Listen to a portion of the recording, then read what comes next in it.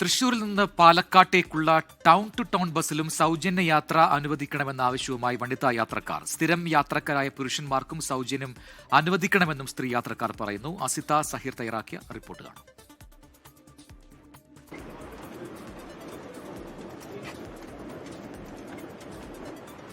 KSRTCയിൽ സ്ത്രീകളുടെ സൗജന്യ യാത്ര ആരംഭിച്ച ശേഷമുള്ള ഒരു സർവീസിലാണ് ഞാനിപ്പോൾ ഉള്ളത്. ഇത് തൃശ്ശൂരിൽ നിന്നും പാലക്കാട്ടേക്കുള്ള ടൗൺ ടു സർവീസാണ്. നമുക്കറിയാം, സർക്കാരിന്റെ മുൻപ് വന്ന നിർദ്ദേശം പോലെ തന്നെ സീറോ ബാലൻസ് അടിച്ച ടിക്കറ്റ് എനിക്ക് തന്നിട്ടുണ്ട്.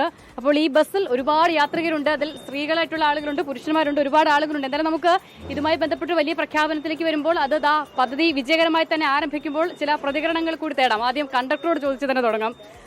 സാർ, ഇപ്പോഴത്തെ അത്യാവശ്യം തിരക്കുണ്ട്, പക്ഷേ ഇതിൽ ഭൂരിഭാഗവും സ്ത്രീകളാണ്. അപ്പോൾ സൗജന്യ യാത്ര എന്ന് പറയുമ്പോൾ എല്ലാവർക്കും ആശങ്ക KSRTCയുടെ നഷ്ടം തന്നെയാണ്. എങ്ങനെയാണ് കാണുന്നത്? നമ്മള് യാത്രയിൽ നമ്മൾ നോക്കുന്ന സമയത്തിൽ 60% മുകളിൽ ഇപ്പൊ ഞാൻ ഈ പാലക്കാട് സർവീസിലൊക്കെ സ്ത്രീകൾ തന്നെ ഉണ്ടാവാറുള്ളത്. അപ്പോൾ അവർക്കെല്ലാം വളരെ നല്ല ഒരു ഉപകാരപ്പെടുന്ന രീതിയിലേക്കാണ് അത് വരുന്നത്.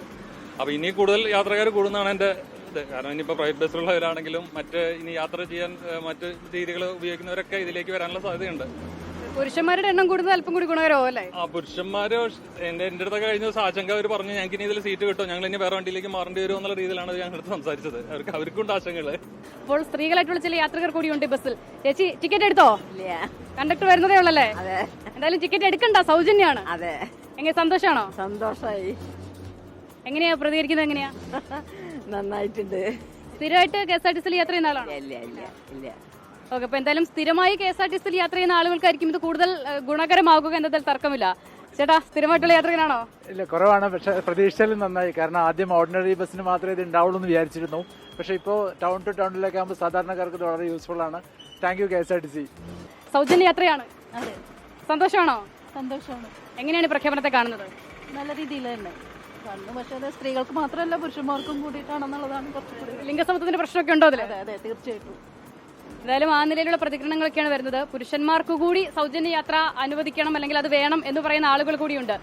ചേച്ചി, എങ്ങനെയാണ് സൗജന്യ യാത്രയെ കാണുന്നത്? അടിപൊളിയാണ്. സ്ത്രീകൾക്കൊക്കെ സന്തോഷമായി. ഇതേ പുരുഷന്മാർക്കായ കൂടുതൽ സന്തോഷമായി. സ്ഥിരമായിട്ട് KSRTC പോകാറുണ്ടോ? തൃശ്ശൂരവർക്ക് സ്ഥിരമായിട്ട് വന്നു പോകുന്നതാണ്. അപ്പോ ഒരു മാസം ഈ യാത്രാ ഇനത്തിൽ വലിയ കുറവ് ഉണ്ടാകുമെന്ന് കരുതുന്നുണ്ട്.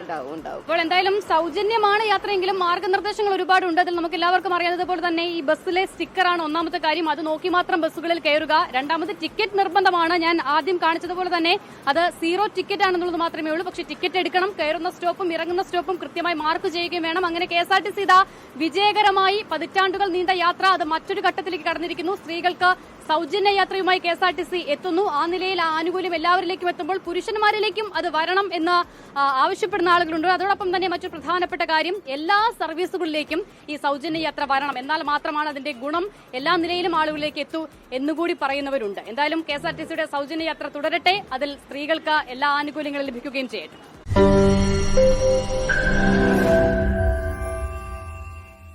ലോകത്തെവിടെയായാലും ഏത് സമയത്തും 24 വാർത്തകളും ഓഗ്മെന്റഡ് റിയാലിറ്റി പാക്കേജുകളും എക്സ്പ്ലെയിനറുകളും വിശദമായി കാണാൻ ഞങ്ങളുടെ YouTube ചാനൽ നിങ്ങൾക്ക് സബ്സ്ക്രൈബ് ചെയ്യാം.